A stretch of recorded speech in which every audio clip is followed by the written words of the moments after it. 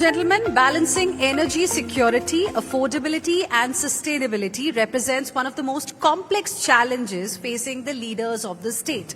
A vital sector where green energy initiatives impact is agriculture. With increasing need for irrigation technology and consistent energy, the transition to solar green energy has become a requisite to align all the states to India's goals. Absolutely. And focusing on that very issue, our next speaker has not only seen this transition, but has also driven it from the front line in one of the largest states of the country, which is Maharashtra. So before we invite him on stage, let's take a look at this special video. PM Kusum Yojana के तहत सरकार आने वाले समय में सैकड़ों नए solar plant लगाने जा रही है. Maharashtra is advancing PM Modi's vision under CM Devendra Fadnavis and leading India's agri-solar push through Magel Tyala Saur Krishi Pump Yojana and PM Kusum B. Over 3 lakh off-grid solar pumps now power reliable daytime irrigation and lower electricity costs for farmers. मला सांगताना आनंद होतो की मागेल त्याला सौर कृषी pump योजनेतून शेतामध्ये ऑफग्रिड सोलर पंप बसवण्यात महाराष्ट्राने देशात प्रथम क्रमांक मिळवलेला आहे. With a target of 10.5 lakh pumps in 5 years, Maharashtra is setting a global benchmark in farmer-first energy transformation. All right. Please join us in welcoming Mr. Lokesh Chandra, who is the chairman and managing director. But before we do that, we also need to point out as far as why this session is important. Using the hashtag ICS 2025 or India Climate Summit, well, please do use it liberally and of course focus on this time's summit as far as its importance and why there is a need for climate sessions like these for importance as far as urban development is concerned. That's right. You can share your thoughts in case you have any suggestions using the hashtags, hashtag ICS 2025 and hashtag India Climate Summit. And of course, we are now going to be joined by Mr. Lokesh Chandra, Chairman and Managing Director of Maharashtra State Electricity Distribution Company Limited. And it's going to be a special session.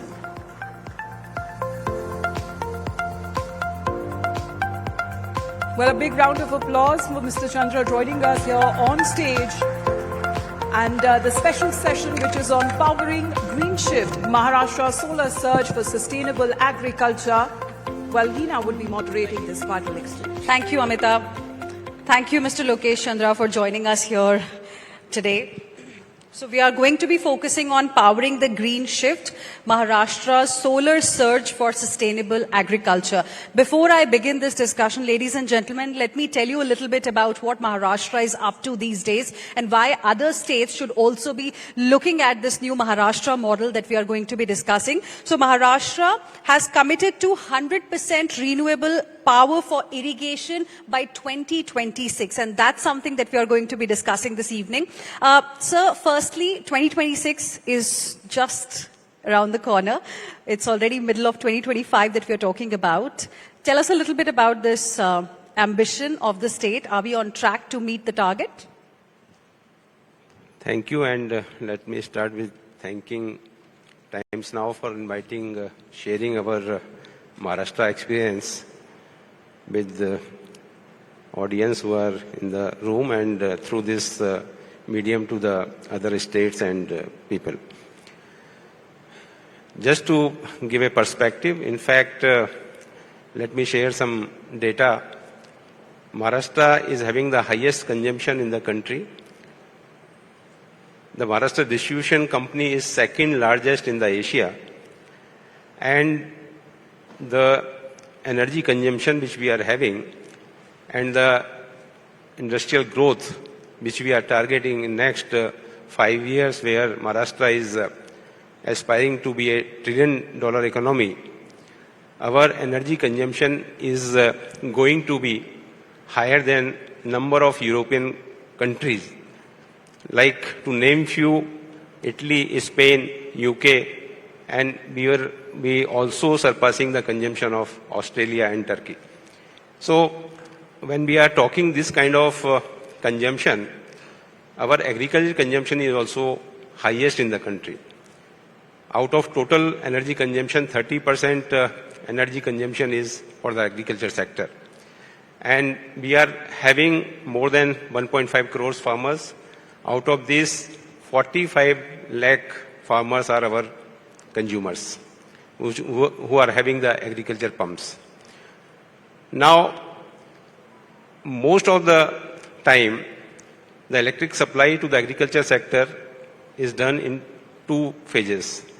Half of the days we supply electricity during the daytime, and half of the time it is in the night time.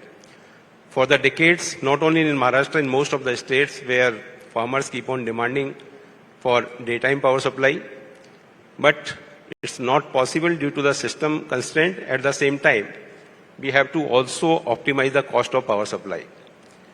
Now, if we talk about the agriculture sector, most of the time, the supply is at a very hugely subsidized rate.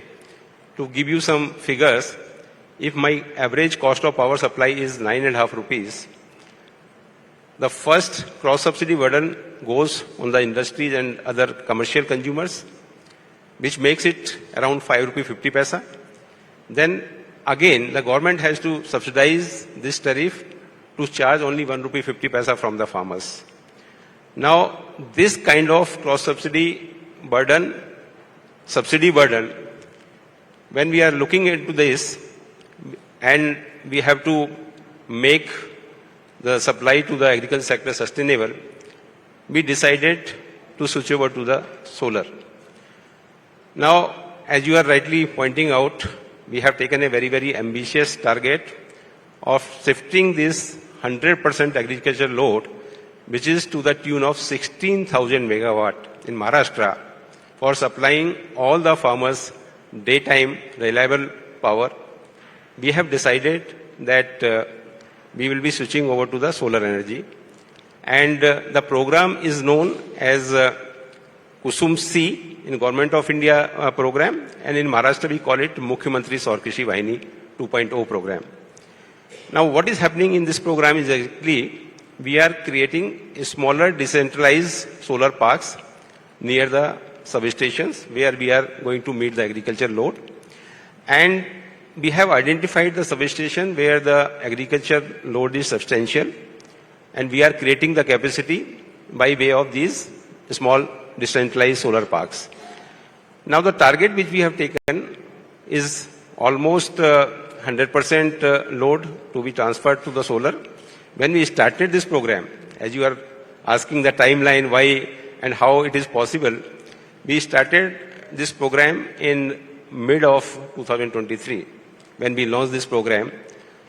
This program was initially launched in 2017, but we were struggling in implementation because there were a lot of issues which I'll discuss little in detail a little later. So when we redesigned the whole program, we had a very, very moderate target of 4,000 megawatt initially. But any good scheme which is well designed, which takes care of the concerns of all the stakeholders, the users, the investors, the developers, and also engages the community, what kind of result it can show is the example which we are having here in this agri-solarization program of Maharashtra. When we did the bidding, instead of 4,000 megawatt, we got the bid for 9,200 megawatts. That was almost half of the total load. And when we went for the second phase of the bidding, we could get the 100% bid. Second part of this implementation was the timelines. So when we started, the timeline given was 18 months that all the developers have to complete this project, which are the decentralized solar parks, in a period of 18 months. And I am happy to share that within a period of 6 months, we could see first 5 solar parks commissioned, which were inaugurated by Honorable Prime Minister in Maharashtra. And we are 100% confident that all the capacity we are talking will not only come by 26, but much before that. We are targeting by September 26. Okay. And till date, as we are talking, 1600 megawatt capacity already commissioned. So this is that speed and quantum and basically implementation we are seeing in the field. We are 100% sure that this 100% capacity will come by December 26. Okay, interesting. We look forward to that one, and we'll like to have another conversation with you around that time. But I also want to talk to you a little bit about the impact it is having. About, as far as this entire policy initiative is concerned, how is Maharashtra's solar irrigation initiative actually changing the day-to-day reality for farmers? Did you have a conversation with farmers, groups of farmers? What is their point of view? How is it impacting their lives? So as I mentioned, it was a demand from the farmers to have the supply during the daytime. Because when we are supplying the power during the night hours, there are a lot of challenges which the farmers are facing. One is the attack by the wild animals, and second is also limiting the workforce. In fact, by changing the supply hours to the daytime, we are now seeing that a lot of women are also participating in the farm activities because it is convenient for them, because they cannot go for farm work in the night. And the livelihood change we are seeing because this daytime power supply is not only ensuring that quality power, at the same time these farmers are getting assured supply, and their productivity is going up because they are able to be sure of that power is available to them. At the same time, our cost of power supply is also going down, and as we are mentioning that cost of solar energy is lower. So as earlier I was giving the figures for average cost of power supply, which was 9 rupee 50 paisa per unit. In case of these decentralized solar parks, our cost of supply is going down to 3 rupees.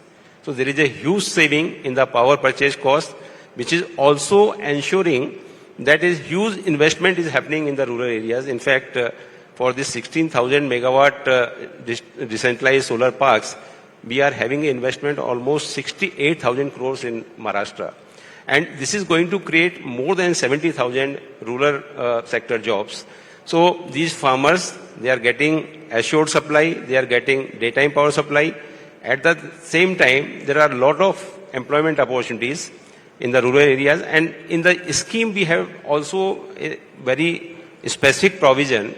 If the farmer also offers the land where the productivity is low and the land is fallow, then they can get up to 1.25 lakh rupees per hectare for lease rent of the land. So their income is going up, productivity is going up. At the same time, from the government side, we are seeing that our subsidy burden is going to be less now. Cross-subsidy burden, which was earlier on the industry and other consumers, commercial consumers, is going down.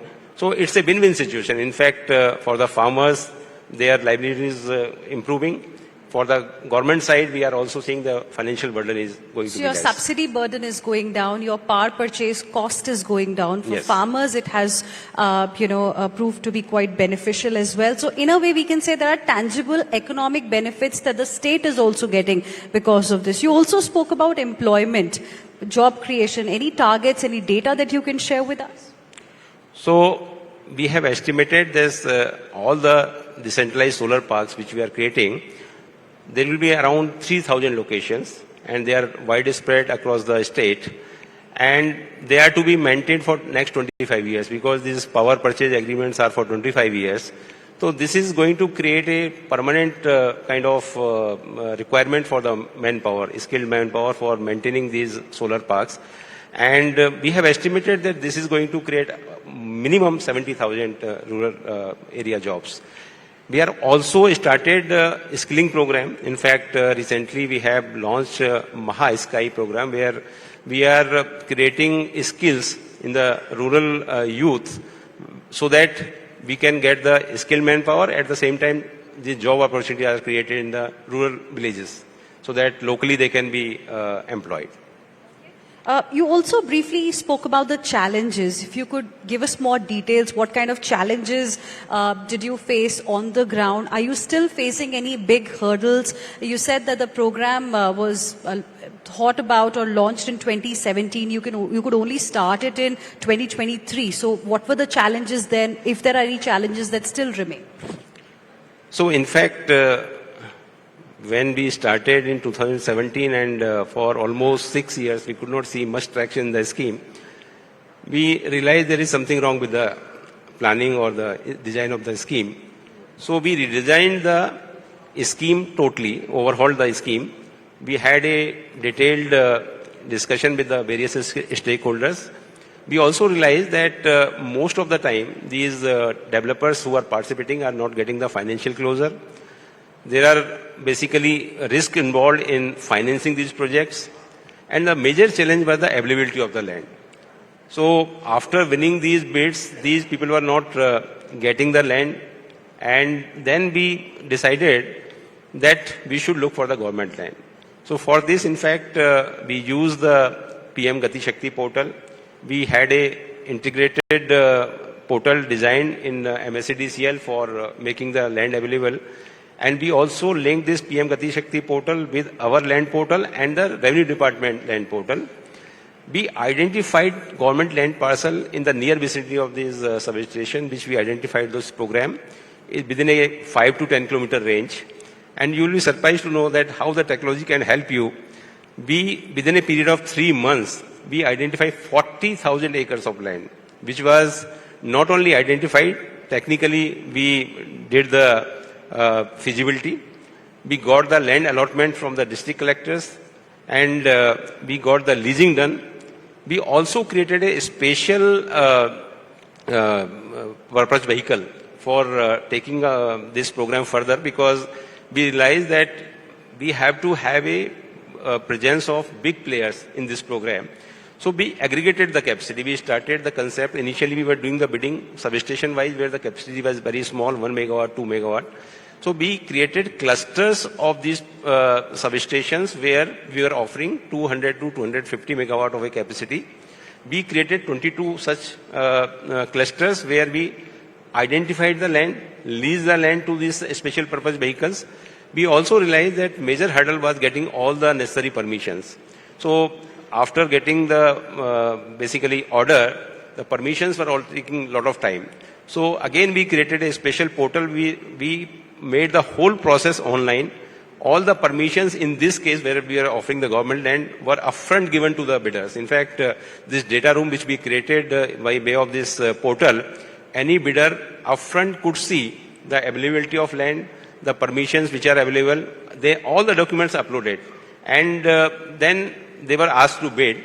In fact, we also realized there were some certain concern from the developers or solar developers or the bidders and financial institutions, because there were certain risks, because we were not having any payment security mechanism previously, or we were also not having any deemed generation facility. So we made provision for this. We had a provision for a revolving payment security mechanism where the developers were assured that in any case, there will not be any delay in the payments of the basically power which will be procuring in future. At the same time, the deemed generation will ensure that if there is a grid connectivity issue, their generation will be paid. So financial institution also came on board. These developers also got this comfort. And as I was mentioning earlier, when we did the bidding for 4,000 megawatt, we got the bid for the 9,200 megawatt.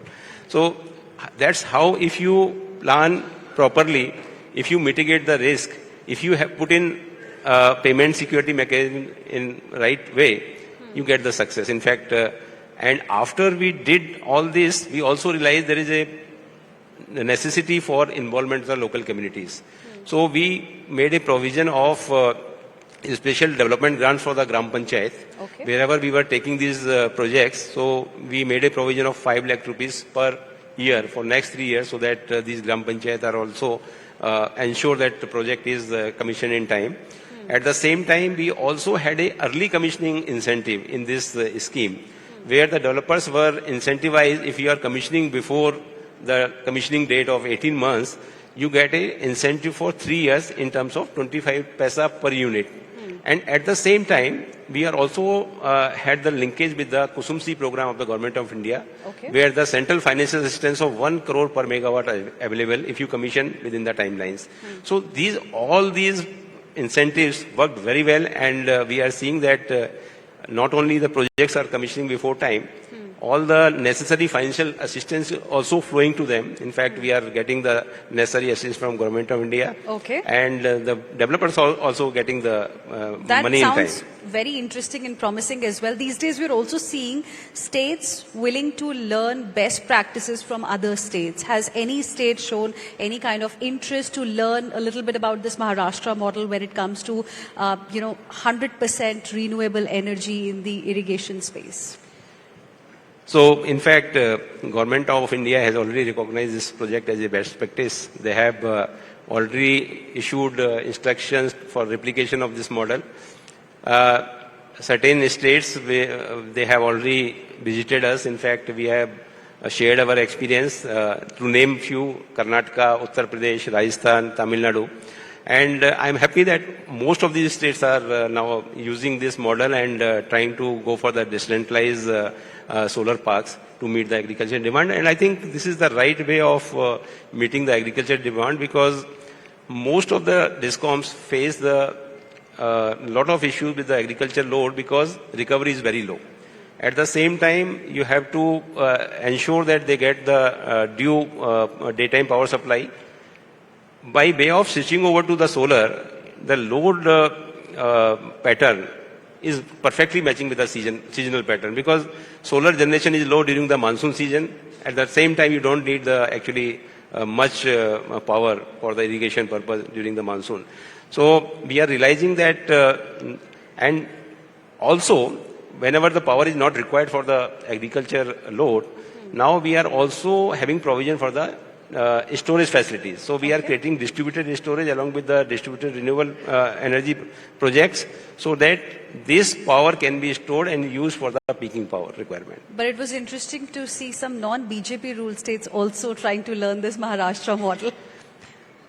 So this is, I think, the beauty of any good program, and most of the DISCOMs, we keep on discussing the good practices and we try to replicate that if there is something good is being done by any DISCOM. So. Okay. Mr. Chandra, in what ways does this transition, directly contribute to India's national and international climate goals? So, in fact, as I mentioned, in case of Maharashtra, we have a huge agriculture load. And in the terms of the capacity, I just mentioned 16,000 megawatt. If you see, when we are shifting to the solar, the annual CO2 emission savings will be very, very huge. It will be to the tune of 22 million tons of CO2 emissions reduction every year. And this scale, not only for at the country level, for the global level also, is quite huge. And this will definitely help to meet our national climate targets as well as our global, whatever the commitments we have made. In fact, if we see the total agriculture demand in the country, and if the same model is replicated throughout all the states, so India can definitely meet these climate targets, which are nationally we have taken, and global targets we have committed. At the same time, this will also ensure that agriculture productivity goes up, because you are getting the assured quality power. At the same time, cost of power supply will be reduced. So this will also reduce the burden on the governments in the form of subsidy. Another benefit which will be in terms of the cross-subsidy burden, which we are going to remove from the industries and other commercial consumers. In fact, I would like to share that day before yesterday only we have got our tariff order.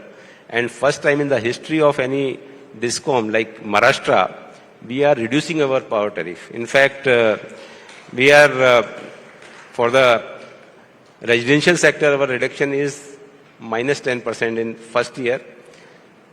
If you see the overall tariff pattern for the years, the compound annual growth rate, we call it CAGR, is 9 to 10% positive. Means every year you have to keep on increasing the tariffs, maybe the industrial sector, commercial or residential.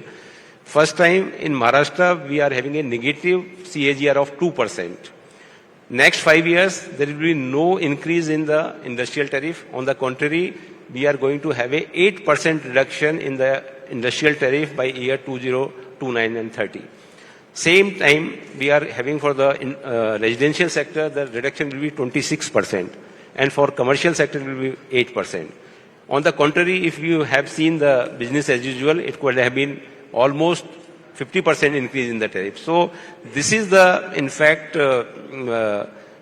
benefit, economical benefit we are going to get, because we'll be saving the power purchase cost to the tune of 1 lakh crore in the next 5 years by switching over to the solar and renewable sources.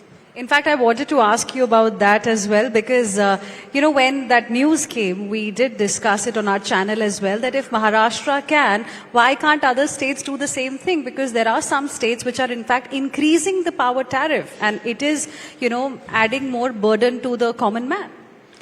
So as I mentioned, it's the normal business as usual scenario where every year there is an increase in the tariffs. Why it is happening? Because now one part I shared, like the Mukhyamantri Saur Krishi Vahini, we are shifting all the agricultural load on the solar. And we have also finalized our resource adequacy plan, which is also having energy transition plan coupled with that. In fact, we have realized that in next 5 years, our total capacity addition which we are doing is almost 45,000 megawatt. From the independence till date, our capacity is 37,000 megawatt, which is predominantly is thermal.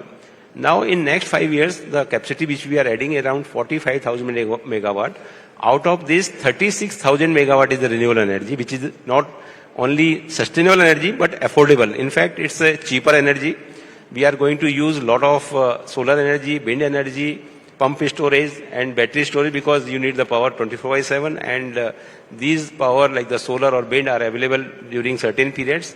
So along with this energy transition plan which we are now finalized and implemented in Maharashtra, as a result of that, we are seeing the dip in the tariffs.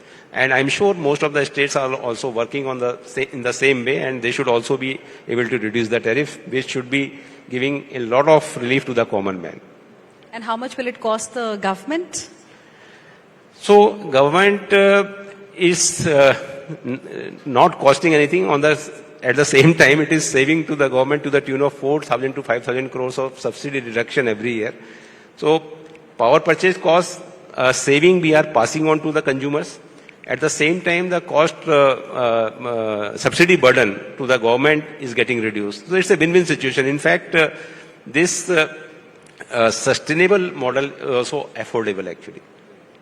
It's sustainable, and then it is becoming affordable as well. Mr. Chandra, I also want to ask you, you've committed to 100% renewable power for irrigation by 2026. Now that you're saying that you are all set to meet this particular target, what next? What are some of the other big things that you're working on right now? So as I mentioned that one big target which we have taken is for 100% solarization of agriculture feeder, which is the basically solar powered irrigation.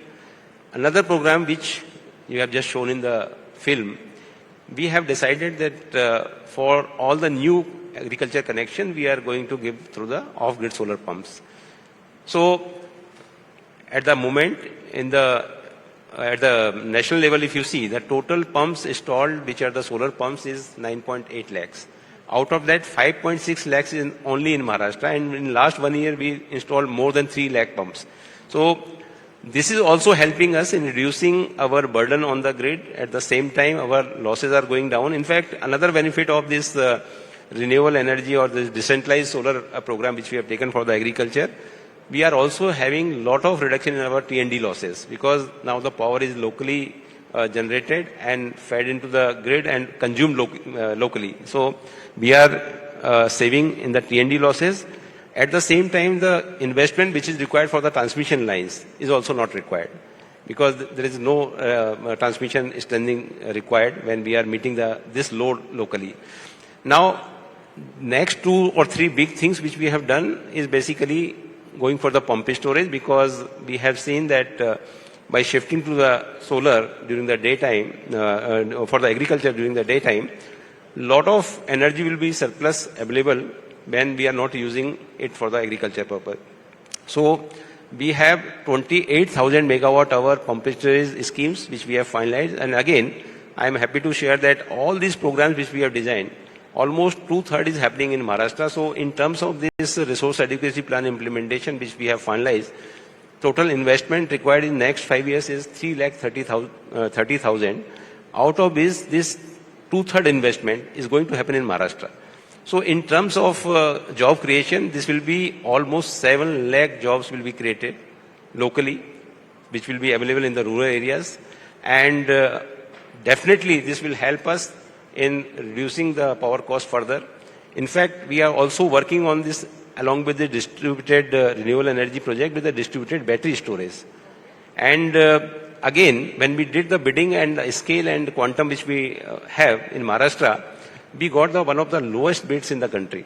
So we are getting the economies of scale also, benefit also. And with this, all initiatives which we have taken, I think Maharashtra will become a role model for all the DISCOMs to be followed. And I think most of these similar size countries will also find it very, very useful model, because when we are injecting more and more renewables in the grid, there is a lot of uncertainty we are creating. But when we are taking care of the locally generated power and used locally, and we are having the distributed storage facility, I think a lot of stress on the grid will also be taken care. Very interesting. Thank you very much, Mr. Lokesh Chandra. Appreciate you joining us here today. A big round of applause, ladies and gentlemen. Thank you. Thank you. Thank you, sir. Thank you very much, Mr. Chandra. I'd like to request to you to stay on stage as Hina will present you with a token of our appreciation. Big round of applause, ladies and gentlemen. Well, thank you, Hina. Mr. Chandra, request you to stay on stage with us, sir. Yes, please, sir. Thank you.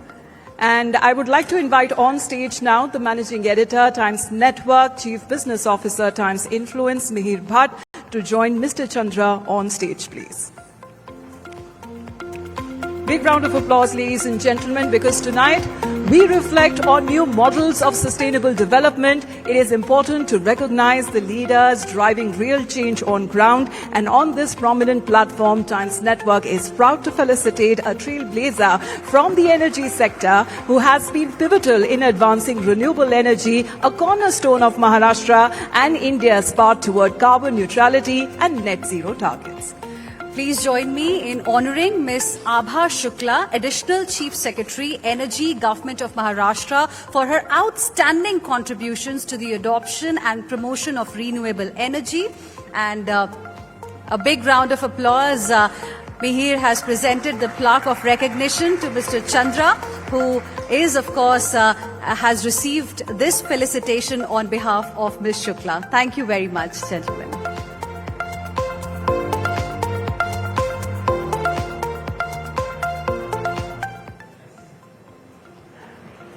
Thank you very much for this honor. In fact, she is the one who designed this whole program. Thank you.